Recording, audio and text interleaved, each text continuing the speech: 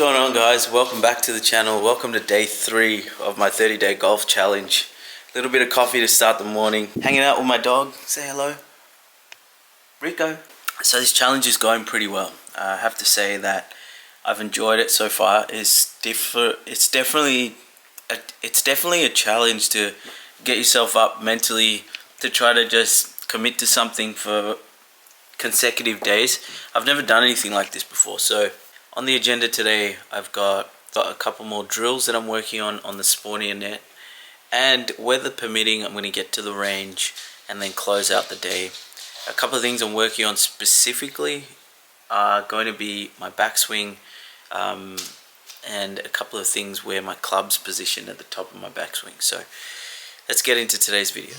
Let's get into some chipping, some short game practice today. It's a bit of a game I like to play in my backyard, and I find playing a game to practice is the best way to hack, an engaging way to get better.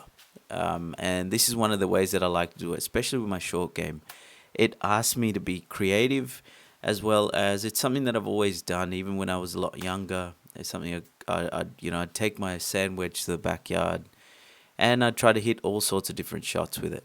Now you can see I've taken my Spawnia net and I've placed it about 10 meters away from me, and I'm simply chipping balls into it. I'm changing the type of shot I'm hitting, and I'm also counting how many balls that I get inside that actual net. Now somewhere around that landing area is a good shot for me, and that's what the aim is.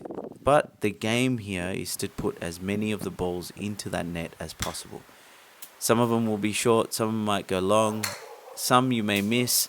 But the idea for me here is to be creative with the shots that I'm using to get the ball there. I love doing this in the backyard. It's just really very relaxing to be able to just chip a few balls around, see how many of these I was able to get. See, I missed a few long, missed a few short. But 1, 2, 3, 4, 5, 6, 7, 6 balls. Not bad. I can do better than that. Let's go.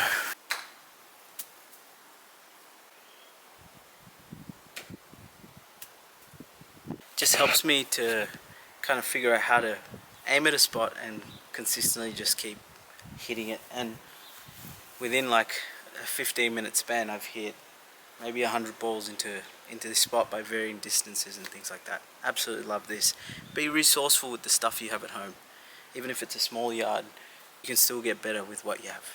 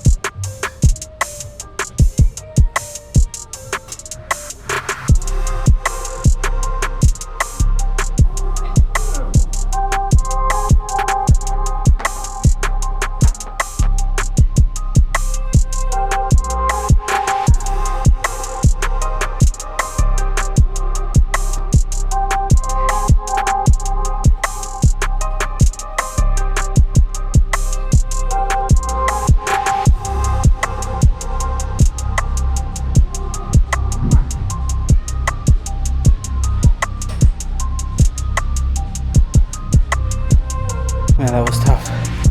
I'm feeling it now. On the Spawnia net here, and this is the beauty of owning a net in your garage. You could get so much done in one day. And what I'm working on today is a little bit of a backswing / wrist hinge practice session. And one of the faults I've got is that I overextend on my backswing. And I've tried in the past to attenuate that and also abbreviate it, meaning make that backswing a lot shorter. And it's just not worked well for me. So I've got this new backswing tool or wrist hinge tool. You can see it attached to my club there. And it basically just gives me a bit of feedback.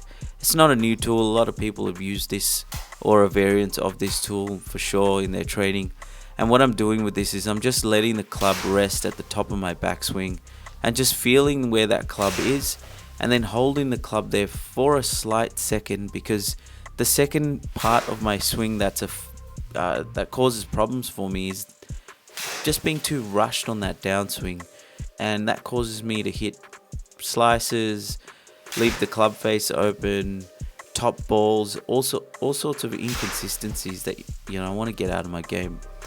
So this backswing drill is really helping me, and I'm loving where the club head is a lot more now. It's a lot more neutral to closed rather than being as open, and I can see that club head at the top of my backswing. That's what I'm kind of focused on. Really focused on turning on that rear leg rather than swaying off the ball. And you can see I'm starting to get a lot better flexibility, a lot better turn on my golf swing. It's also another really handy drill that I find that helps me with my backswing. It's a little bit of a baseball style drill, but it's again setting the wrist and then transitioning to your downswing the right way. And now I'm just unleashing. I'm hitting as hard as I can. I hope you enjoyed that vlog. Make sure to subscribe to the channel, and I'll see you tomorrow.